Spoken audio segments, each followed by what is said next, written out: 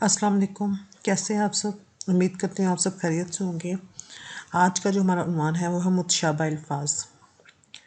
ऐसे अल्फाज जिनके हिजे एक हों मगर मायने मुख्तलिफ हों। क्या हो? हिजे एक हों मगर मायने मुख्तलिफ हों, मुतशाबा अल्फाज कहलाते हैं। जैसे महर। महर का मायने मोहब्बत भी है और सूरज भी।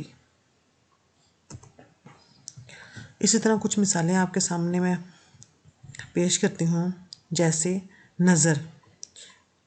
मैं ये फूल आपकी नज़र करती हूँ।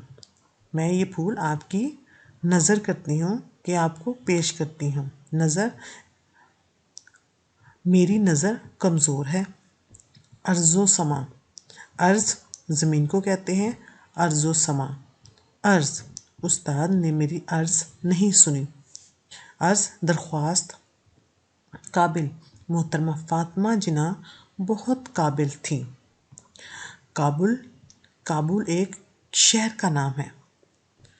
दवा। माँ ने बच्चे को दवा पिलाई। दुआ। हमें अपने वालिदैन के लिए दुआ करनी चाहिए।